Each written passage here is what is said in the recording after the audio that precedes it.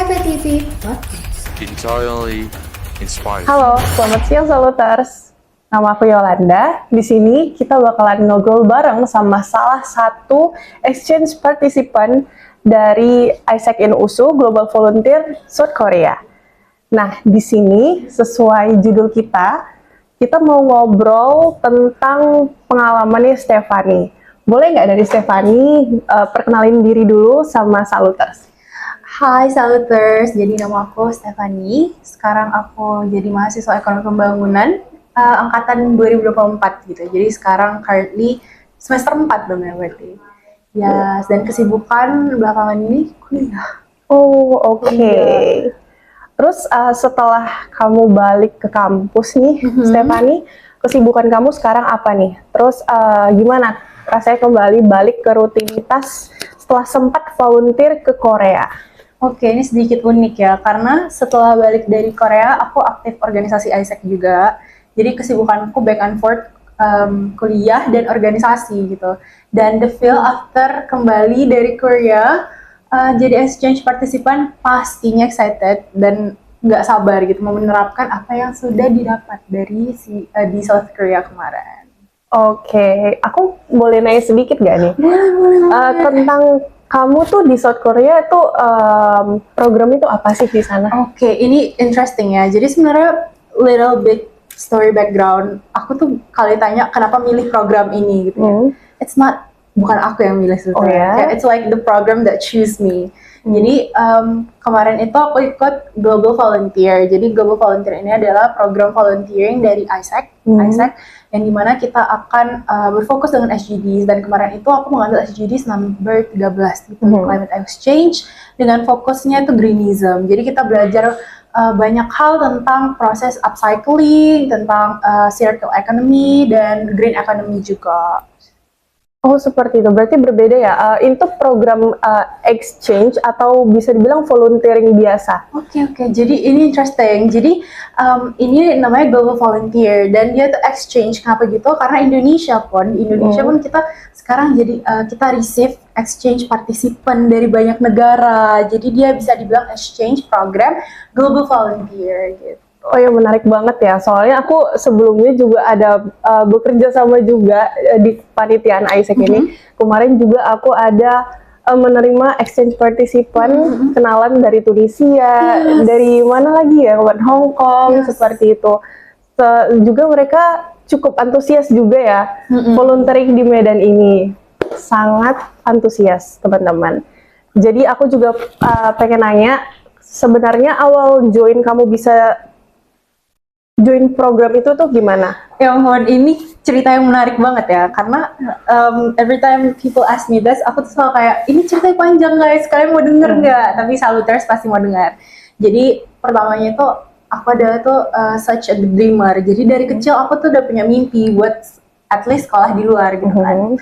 And one day aku tuh join ISEC, aku join si organisasi ISEC, and then ada satu session. Jadi sessionnya ini adalah speakernya bercerita tentang kegiatan dia volunteering di Sri Lanka gitu kan. Dan waktu aku ikut sessionnya, my heart was full. Aku kayak, ya ampun, happy banget. Apakah aku selanjutnya gitu kan?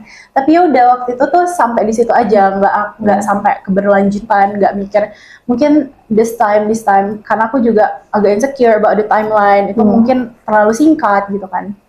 And then one night, a randomly night, kita tuh lagi Zoom bareng sama anak ISEC lainnya. Jadi kayak lagi meet kecil-kecilan aja after meet gitu kan. Terus tiba-tiba ada satu kakak, dia nanya, kamu gak mau join? And then aku, join apa? Join this program, you go to South Korea and blah blah blah or other country. So aku mikir, was it possible? Apa mungkin gitu ya? Tapi without hesitation, meskipun aku takut, tapi I start with fear guys. Aku do it scared.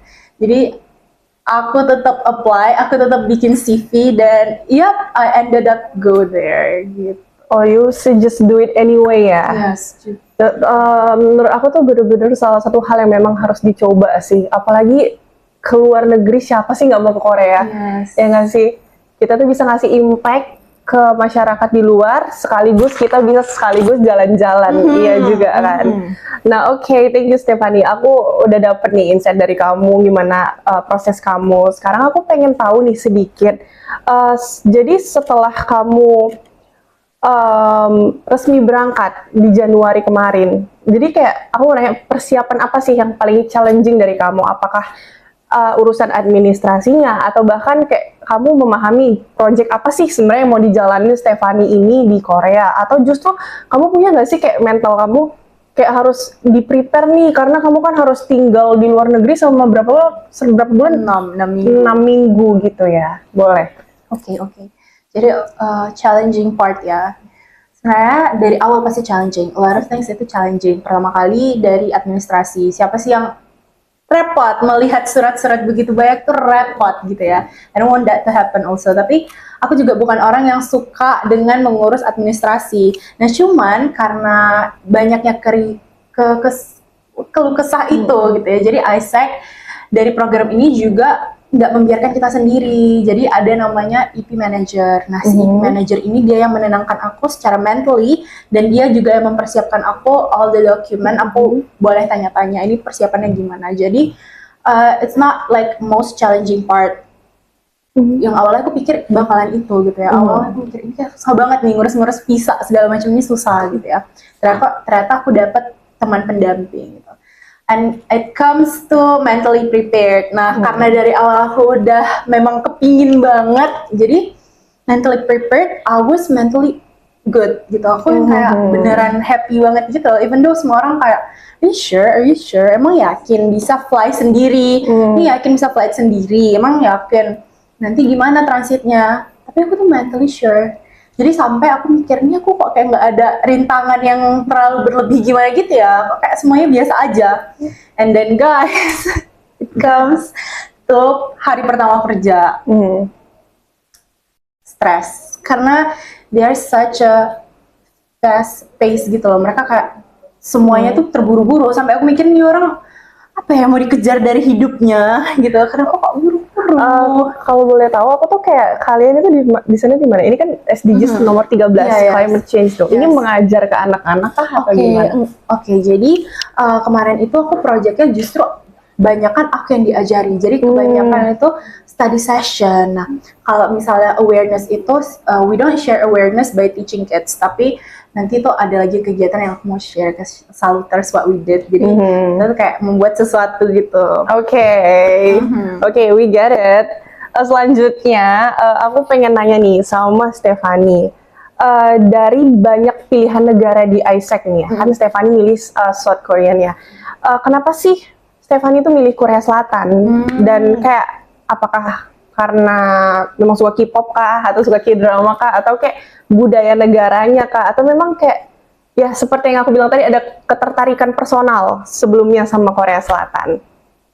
Oke, thank you. Jadi about personal choice, ya sebenarnya. Jadi aku love K-drama me too. 2016 guys, dari zaman Lee Min Ho sebelum dia pergi melanglang buana gitu ya.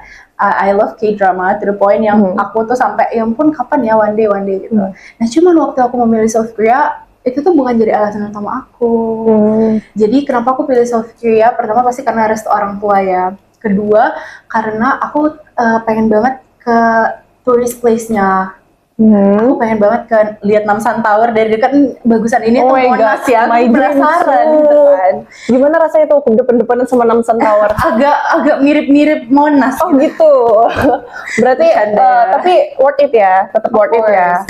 And then the last reason was aku tuh ngerasa Korea itu they are so creative. Mereka itu in terms of lingkungan, mereka tuh sadar mereka sudah berbuat banyak hal yang buruk untuk lingkungan. Nah jadi mereka tuh menawarkan banyak solusi gitu loh teman-teman. Jadi salah satunya ide upcycling, sampai mereka memunculkan Seoul Upcycling Plaza. Seperti itu, menarik. Oh iya, aku mungkin sedikit tergilas tadi. Aku pengen bertanya nih. Aku tuh pengen nanya tentang global volunteering ini sebenarnya tuh pembiayaannya seperti apa sih? Dan kayak sebenarnya menurut kamu kayak benefit yang terbesar yang benar-benar terasa setelah kamu ikut program Global Volunteer ini apa sih, dari sisi pengalaman kah atau relasi kah atau mungkin dari sisi pengembangan diri seperti itu? Yes, of course. Jadi Global Volunteer ini adalah program yang dia self-funded gitu ya. Meskipun demikian, aku merasa banyak hal yang harusnya aku bayar lebih. Salah satunya adalah aku punya banyak banget relasi dari luar negeri, teman-teman. Jadi kayak this is like a fun fact, lucu aja. Kayak kita menyebutkan satu negara, orang menyebutkan satu negara, and then we just come up kayak, oh aku ada temen dari situ, like such a brand kan. Jadi aku merasa itu juga salah satu hal yang aku punya dan aku rasa aku bisa bayar lebih untuk mendapatkan itu. Tapi itu aku dapatkan waktu aku menjalani program ini. Oke, kira-kira aku mau nanya Stefani nih, udah punya teman dari mana aja sih Stefani? Should we count? Ya, Oke, you should boleh, count. boleh. Jadi pertama, aku punya teman dari Taiwan. Aku banyak banget teman dari Taiwan. Dan Wow. aku punya teman dari Italia. Aku mau nanya, ini from Isaac in Taiwan. Isaac in Taiwan. Jadi kalau misalnya mau ikut Global Volunteer ini, dia tuh perlu jadi anak Isaac dulu atau bolehkah dari? Such a nice question. Oke, tapi boleh kasih tahu dulu mungkin dari teman-temannya dari mana aja. Oke, boleh ya, biar kita terurut gitu. Iya, terurup. Jadi aku punya teman dari Serbia, aku punya teman dari Malaysia of course, aku punya teman dari Singapura, aku punya teman, ya ampun banyak banget. Banyak Korea, banget. teman Korea aku banyak banget guys. Sumpil. Iya teman Korea aku, jadi aku kayak ya ampun gemes dan mereka cantik-cantik banget kan. Also aku punya teman dari Vietnam, aku punya Asia Tenggara tuh biasa banyak banget. Dari Asia Timur juga banyak banget. Oh aku punya teman dari China. Guys, dia tuh cantiknya unreal, parah. Okay. She is a nice person. And then aku punya teman dari Aussie, dan dari Eropa juga beberapa ada. It's like A lot of friends ya, oke guys. Kalau kalian mau nambah-nambahin teman, relasi luar negeri, apalagi guys ikut Global Volunteer, kapan lagi ya kan, Stefani? Oke, mungkin pertanyaan aku yang selanjutnya itu, kalau misalnya kita mau ikut Global Volunteer, kita tuh boleh langsung kayak apply kah? Atau mungkin kita harus jadi anak organisasi Isaac nih? Of course not. This is karena kita adalah organisasi kepemudaan. Of course this is open for pemuda-pemuda yang dari umur 18 sampai 30 tahun. Without you guys have to join Isaac first. Kalau dari pengalaman Stefani, kemarin tuh paling muda umurnya berapa? Justru aku around my age, 18 paling muda. Dan don't get me wrong guys, banyak banget teman-teman yang udah S2. Kemarin aku ketemu teman-teman S2 di sana. Jadi mereka merasa oh this is a nice program, jadi kayak mereka ikut juga padahal mereka lagi nyusun tesis. Oke, such a good. Mungkin aku pengen nanya nih, the real segment, another segmentnya juga ya. Aku pengen nanya, jadi setelah aku lihat kamu itu kemarin terlibat di Project Greenism di bawah naungan LH Women's University Seoul. Jadi sebenarnya aku mau nanya, project ini fokus membahas isu apa sih dan gimana sih rasanya berkegiatan di salah satu kampus perempuan paling prestisius di Korea Selatan, guys? Oke, yes benar. Ewha Women's University itu one of the prestige university in Seoul karena dia udah tua banget. Dia dari tahun 18-an gitu. Udah tua banget. Dan kemarin itu kita fokus projectnya adalah ada keresahan Korea. Jadi karena mereka juga produksi hiburannya itu jor-joran, mereka tuh merasa bersalah gitu loh sebenarnya setiap mereka memproduksi album dan si CD-nya tuh. Dan if you guys realize kalau kalian K-popers, kalau kalian beli album sekarang, CD-nya tuh nggak ada. Karena karena mereka merasa itu sudah merusak lingkungan gitu. Jadi they stop that dan mereka itu comes with another solution. Jadi kemarin itu kita dibuka pola pikirnya. Jadi kalau misalnya kita udah menjadi sumber masalah, kan mereka, let's say Korea itu menjadi sumber masalah karena mereka juga they have a lot of clothes brand dan itu juga itu jadi sumber masalah teman-teman karena limbahnya itu tuh nggak bisa diurai di tanah. Jadi mereka itu comes with solution dan kemarin kita tuh diajak berdiskusi tentang solusi-solusi itu. Apa sih solusi yang bisa kalian buat dari masalah-masalah yang terjadi gitu. Oh my god, such a good solution ya dari Korea Selatan khususnya LH Women's University di Seoul. Rasa aku mereka benar-benar cukup memberikan solusi yang terbaik sih. Apalagi di sana entertainment benar-benar jor-joran ya kan. Bergerak sedikit pasti ada SM Entertainment, JYP segala sesuatu gitu. Oke, aku coba mau nanya nih di pertanyaan selanjutnya. Kalau kamu ditarik dari satu perjalanan kamu nih 6 minggu, boleh nggak kamu ceritain timeline pengalaman kamu mulai dari hari pertama kamu mendarat, terus kayak adaptasi awal, terus gimana sih waktu kamu menjalani project, terus habis itu gimana kamu kembali pulang, kayak ada nggak momen atau kegiatan kamu nih yang kayak paling membekas atau mungkin yang kayak mengubah cara pandang kamu terhadap dunia nih? Of course ya. Jadi ini aku lagi throwback gitu. Tadi sampai Kak Yola bilang pertanyaannya, aku jadi kayak ya ampun sedih amat. Oke, jadi pertama kali aku menginjakan kaki di Korea itu tuh actually Desember, tapi Desember akhir banget, tanggal 28 gitu. Dan pertama kali yang aku rasain, bener-bener pertama kali adalah aku masuk SK, masuk ke tempat ini ke freezer karena dingin banget waktu itu. Winter ya? Winter. Jadi ya udah aku menjalani hari pertama tuh excited banget, ya nggak sih, kalau ke tempat baru tuh rasa kayak ya ampun gitu, nggak sabar. Nah, karena hari pertama kita tuh hari pertama aku datang tuh belum langsung kerja, maksudnya belum langsung project dan belajar, jadi masih jalan-jalan aja gitu kan, istirahat. Itu masih happy, masih ya ampun happy until the first day of work. Kan naik subway ya ampun stress banget gitu loh. Everyone just so packed and they look like mereka udah punya tujuan, guys. They look like semua orang udah punya tujuan. Terus aku kan merasakan emang di Medan nggak punya tujuan? different ya. Different banget. Space banget ya gitu. Ya, meskipun Medan juga agak menyalip-nyalip, beda. Jadi mereka tuh kayak nggak ada yang pelangak, sedangkan aku kan pertama kali, jadi aku agak pelangak gitu. And it's so sad because I have no ones by my side. Karena aku juga introvert, it's so hard for me to get along with friends. It took me like days gitu ya untuk get along with them. And then ya udah aku ke kampusnya, turns out orang-orang di situ tuh happy gitu loh menerima kita. Aku kan juga jadi senang ya.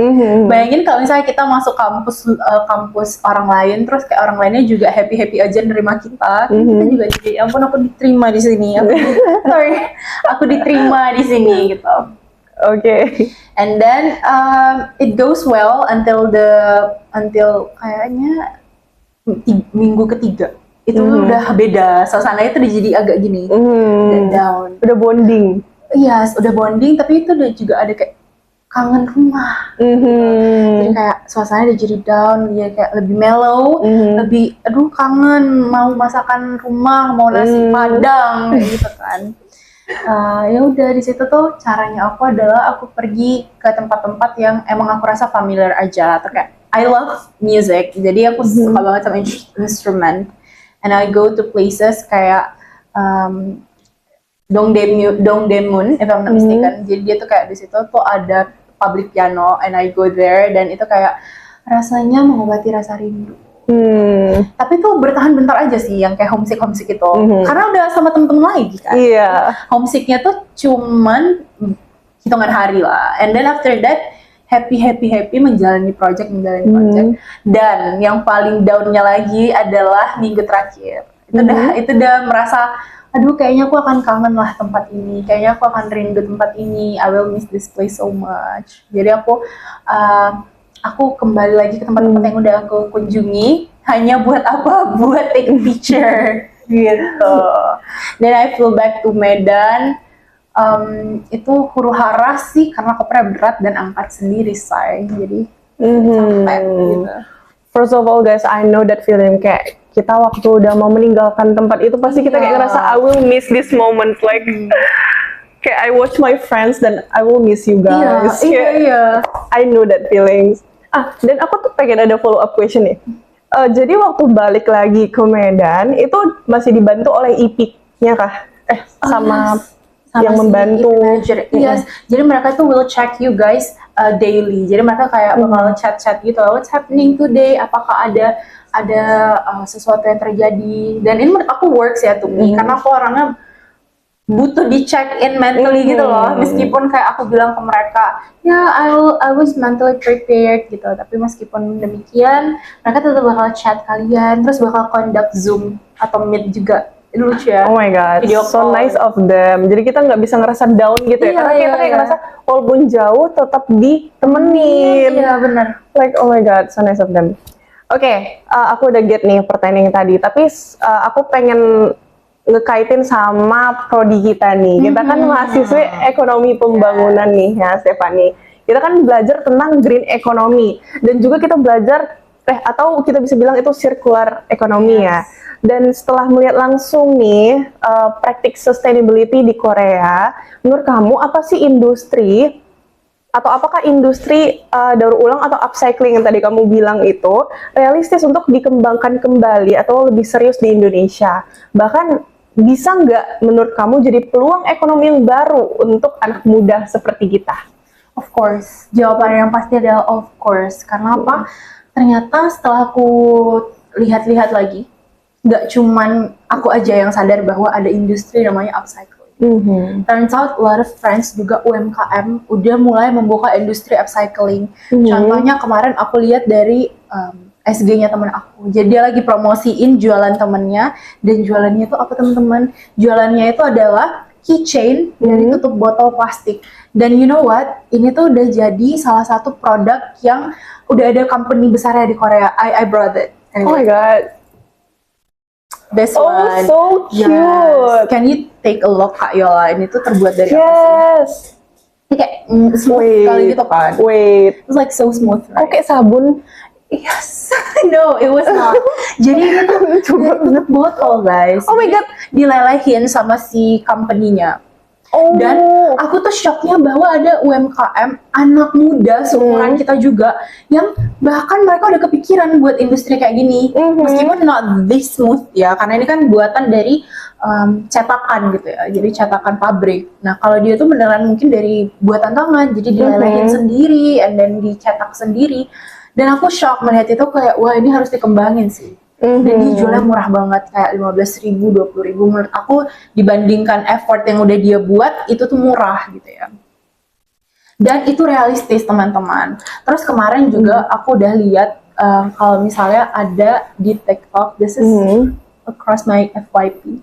Jadi si company brand ini, jadi company brand, I'm so sorry guys. Jadi si brand sepatu ini, dia tuh brand lokal dan dia tuh pakai pekerja-pekerja lokal. Dan teman-teman tahu hak heels-nya itu, heels buat sole sepatunya itu dia buat dari lelehan plastik juga. Oh my god. Dan it was so creative. Never in my life aku ngedenger kayak gitu. Ya. Beneran. Dan pastinya upcycling itu nggak mudah teman-teman, karena nggak semua bahan plastik tuh bisa di upcycle. Mereka tuh juga butuh banyak riset untuk hal ini kan. And then sekarang yang penting apa sih? Jadi yang penting adalah sekarang di konsumennya. Kita ini mau mendukung sustainability atau kita hanya sekedar mau membeli barang murah aja. Karena kalau barang murah, of course enggak dong. Upcycling itu enggak murah karena mereka tuh butuh ide, butuh seni, dan pasti butuh banyak riset. Jadi yang penting sekarang adalah kita mengedukasi gimana sih kalau kita itu lebih wise dalam membeli barang. Gitu. Kalau misalnya mau dibangun industri upcycling, justru itu masuk akal banget sih. Bener-bener. Possible. Dukungan dari masyarakat, terlebih lagi dari pemerintah juga ya, kebijakan lagi dari pemerintah seperti itu untuk mendukung upcycling. Oke, seperti itu, aku get. Itu sangat amat menarik ya, Stephanie. Kalau bisa aku juga mau nanya nih, kan kalau Korea Selatan nih kan juga terkenal sama budaya kerja fast-paced tadi yang kamu bilang ya, kayak cepat, disiplin. Jadi kayak dibilang kayak budaya pali-pali gitu ya, pali aku cepet gitu. Nah, kamu sendiri merasakan nggak ritme itu tuh kayak selama di sana, apakah benar-benar ke pressure itu benar-benar ke pressure banget? Atau tadi kan kamu sebenarnya udah bilang kayak itu hal yang kayak menantang juga ya untuk Stephanie. Tapi kalau misalnya sudut pandang dari anak ekonomi pembangunan, menurut kamu tuh seberapa sih besar pengaruh budaya kerja seperti ini untuk produktivitas dan pertumbuhan ekonomi di suatu negara? Oke, ini sangat-sangat teoritis ya ampun. Oke, anyways guys, mereka itu yang kayak aku bilang, jadi mereka pun meskipun pali-pali, mereka nggak cuma kerja tuh cepet, jadi mereka tuh kerjanya teratur. Mereka tuh they have their own to-do list. Jadi 24 jam tuh kurang sama mereka. Karena apa? Karena mereka tuh harus nyusun ini, nyusun itu, nyusun ini, dan itu menurut aku suatu hal yang membuatnya jadi lebih efektif ya. Karena kalau misalnya kita kerja di Indonesia, oh my god, I don't want to say this, tapi this is what I saw di Indonesia. Kita kerja, masuk jam 8, and then harus istirahat lagi jam 12. Istirahatnya 2 jam sampai jam 2, pulang jam 4. Itu kan jam kerjanya sebenarnya tidak pas gitu ya. Nah, kalau di Tidak sana, optimal gitu yes, ya. kalau di sana enggak, teman-teman. Jadi mereka tuh shifting. Mereka tuh shifting. Jadi masuk jam 8 pagi, istirahat, nggak ada istirahat. Jadi orang mau datang aja datang. Karena apa? Karena mereka shifting. Jadi nanti ada yang istirahat jam segini. Dan itu menurut aku lebih efektif dan efisien. Dan itulah yang mendorong pertumbuhan ekonomi mereka. Paham. Tapi sejauh itu kamu bisa ngikutin ya selama 6 minggu di sana. Thank God, thankfully bisa ya. Thank God. Nah, selanjutnya itu aku mau nanya nih sama Stephanie, ada nggak sih culture shock dari Stephanie selain tadi yang kita udah ngobrolin kayak face banget ya di sana. Setelah kita tahu kayak di Indonesia tuh nggak se-face di Korea gitu ya. Culture shock ya, pasti banyak dong gegar budaya ini, permasalahan yang tidak habis-habisnya. Pertama adalah mereka sebodoh amat itu, guys. Jadi I was shocked karena aku merasa kayak I have this one bestie kan. Jadi selain kita punya IPM yang di Indonesia, mereka juga bakal kasih kita IPM yang ada di negara yang kita tuju gitu loh. Such a kind of Isaac. Thank you, Isaac. Ya. Jadi aku punya IPM di Korea. I wouldn't say her name, cuman sampai sekarang kita masih temenan dekat banget. Dia itu, meskipun kami udah deket banget, dia tuh nggak mau nanya gitu loh. Yang kayak dia menganggap, okay, this is my privacy. Itu kayak privacy kau jaga sendiri.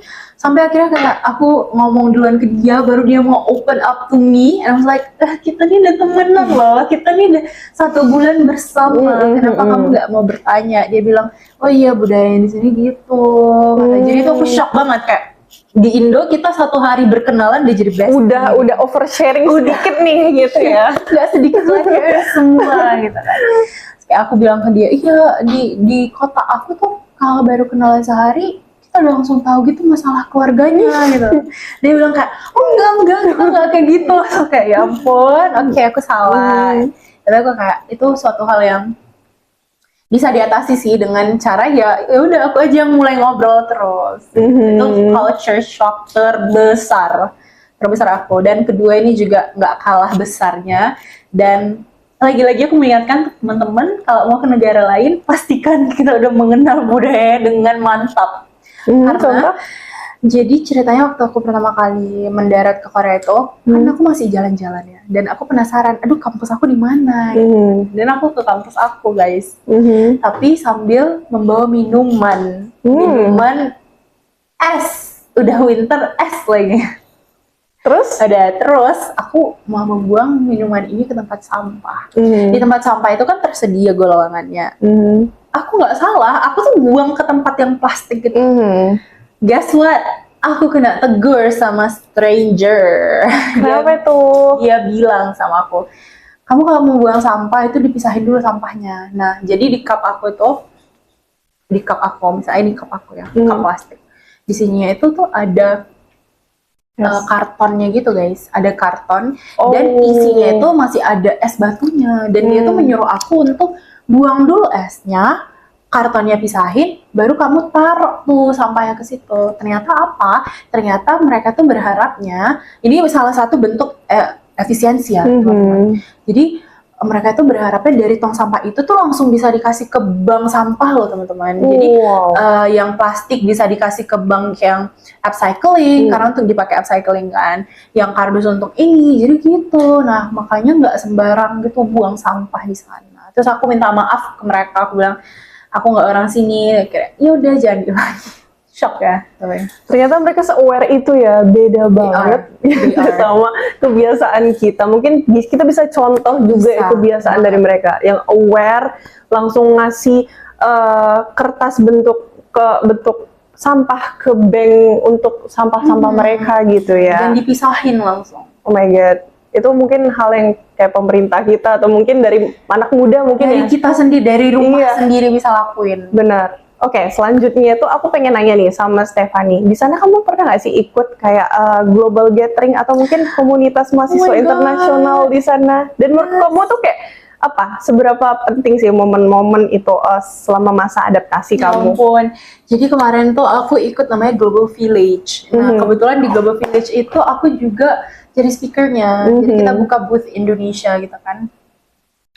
And then di Global Village itu turns out banyak juga orang Indonesia. Ya ampun, gong banget gong. Jadi aku ketemu banyak pelajar Indonesia juga di sana.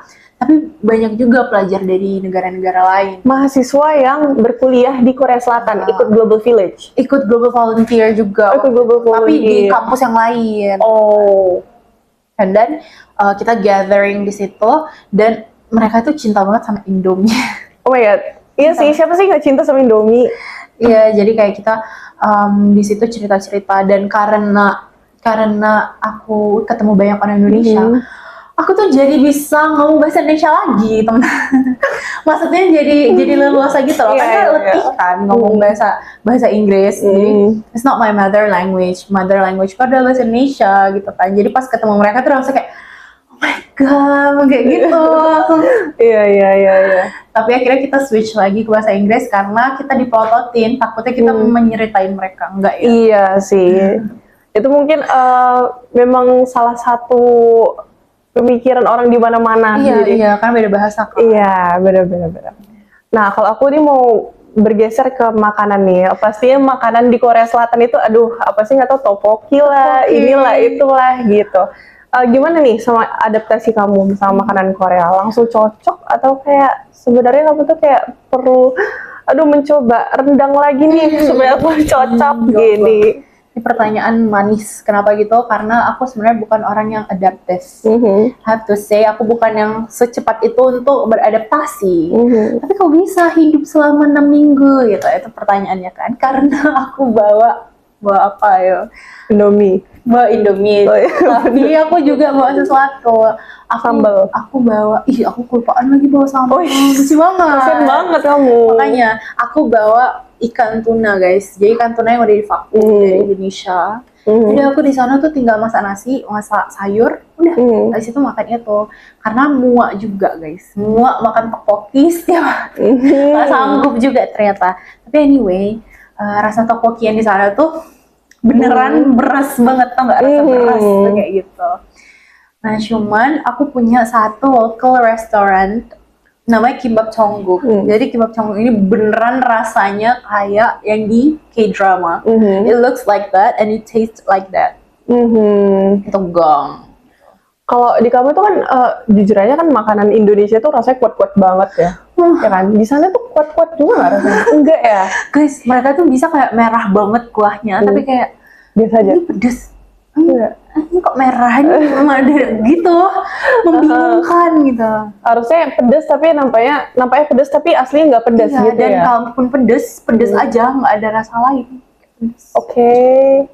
Oke, so glad to be Karena kita Indonesian. udah lidah Sumatera ya? Iya, anak Medan. Iya. Oke, nah aku mau bertanya nih, tantangan lain kan pastinya soal bahasa ya. Mengingat masyarakat di Korea ini tuh lebih dominan nih guys, pakai bahasa lokal. Jadi gimana sih cara kamu juga kayak menghadapi language barrier selama di sana? Oke, jadi berhubung kemarin aku tinggalnya di pusat, aku tinggal di Hongdae.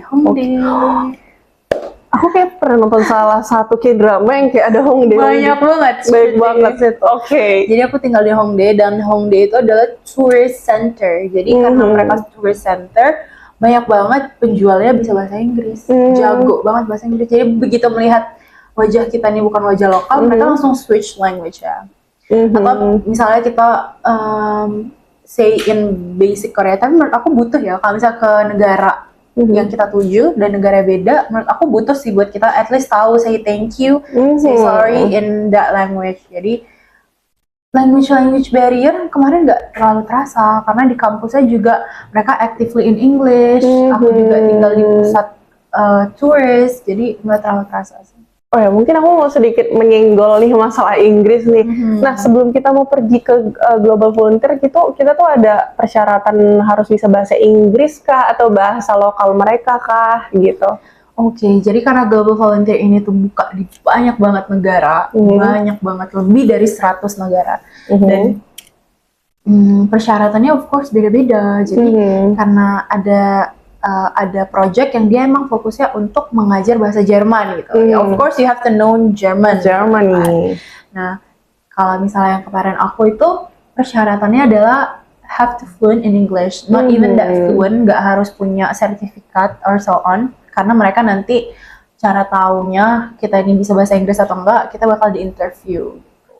Jadi kalau persyaratan-persyaratan kayak gitu tuh tergantung project-projectnya. Cuman basically almost all of them itu tuh memang tidak perlu yang harus ada TOEFL or IELTS. Oke, mungkin teman-teman bisa take notes ya. Nggak harus ada TOEFL or IELTS. Soalnya kayak it's a little bit pricey juga kalau harus mau ngambil berapa 3,5 juta hanya untuk mau pergi lagi gitu ya. Di sini Isaac bisa ngebantu kalian untuk pergi ke negara-negara yang kalian tuju, dengan juga ada EP manajernya juga ya tadi. Menurut aku itu salah satu solusi dan salah satu bentuk hal yang disediakan Isaac yang sangat baik untuk kita, guys. Nah, mungkin kita tuh udah hampir di penghujung acara nih ya. Kalau harus dirangkum nih selama perjalanan kamu 6 minggu di sana, kamu tuh ada nggak pelajaran hidup kamu yang pengen kamu sharing nih sama Saluters nih? Dan kayak perspektif baru apa sih yang pengen kamu sharing sama kita gitu? Hey guys, jadi aku tuh orang yang penuh ketakutan juga, by the way. Tapi meskipun demikian ya, I learned that it doesn't fade. Jadi itu nggak mikir, oh aku takut nih. Your fear doesn't fade anyways. Jadi do it, do it scared. Kalau kata orang tuh do it anyways, do it scared. If it's scared you ya udah itu good, berarti membangun gitu. Dan itu pandangan yang aku pegang sampai sekarang. Jadi setiap aku mengambil keputusan yang lain, kalau misalnya keputusannya itu menakutkan aku, ya aku ambil, I do it anyways gitu. Itu sampai sekarang aku pegang banget. Dan kalau bisa dirangkum dari perjalanan minggu aku tuh, ini ke-throwback gitu loh, kayak di kepala aku tuh ke-throwback gitu. There's a lot of tears. Jadi once again I would say to you, fear doesn't fade, take it anyways gitu. Get. Oh, mungkin kayak do it scared, do it angry, do it sad, whatever, just do it lah ya. Itu mungkin yang bisa perspektif yang dikasih sama Stephanie. Dan yang paling terakhir nih, yang benar-benar paling terakhir, buat para Saluters, khususnya tadi yang kata Stephanie dari umur 18 sampai 30 tahun, yang sebenarnya nih pengen banget nih punya pengalaman internasional khususnya di Global Volunteer by Isaac. Dan aku tuh pengen nanya ke Stephanie nih, apa sih pesan kamu untuk mereka supaya mereka nggak takut lagi atau ragu-ragu untuk ikutin program berdampak ini? Oke, guys, jadi kalau misalnya aku bisa bilang, kalian takutnya tuh dalam banyak hal ya. Misalnya orang takutnya karena is it trusted or not? Ya, well, it is gitu ya. Karena aku di sini gitu ya. Dan kalau misalnya kalian takut, oh apakah is this scam or not? Well, not gitu ya. Karena Isaac juga punya website resmi dan kita tuh bakalan dapet international certificate yang itu resmi gitu. Tapi kalau misalnya kalian takut karena kalian takut aja, aku tuh nggak bakal say stop to you anyways. Ya aku bakal say ya takut itu hal yang wajar. Justru kalau kalian takut, it means you will develop. That's all sih. Oh ya, aku juga mau nambahin dikit nih. Mungkin bisa ditambahin dong, aku dengar ada program MBKM dari Isaac nih. Nah juga untuk kayak semester-semester atas nih, atau mungkin semester-semester yang lagi membutuhkan konversi SKS nih, boleh nggak di-share ini tuh apa sih supaya kita juga bisa dapat tuh information-nya. Oke, jadi sebenarnya karena Isaac Global Volunteer ini udah masuk ke MBKM program, jadi ini tuh bisa di-convert SKS-nya gitu. Jadi buat teman-teman yang ada di semester atas, go Global Volunteer, I say to you, karena udah masuk ke program MBKM gitu. Oke guys, so that's all. Kita udah ngobrol banyak banget sama Stephanie, salah satu mahasiswa ekonomi pembangunan angkatan 24. Nah, jujur kita udah banyak banget dapat insight, apalagi tentang mahasiswa ekonomi pembangunan yang bisa memberikan dampaknya di luar negeri, khususnya di South Korean. Menurut aku ini tuh benar-benar bisa kita implementasikan, bisa kita ikuti ke depannya, apalagi ini juga memberikan dampak bagi nusa dan bangsa, teman-teman. Oke, teman-teman, terima kasih banyak sudah mendengar podcast dari aku, Yolanda Wulan Ivana Sitorus, dan Aku Stephanie Idola Putri Purba. kami dari EPTV Podcast pamit undur diri. EPTV Podcast, entirely inspired. Dadah!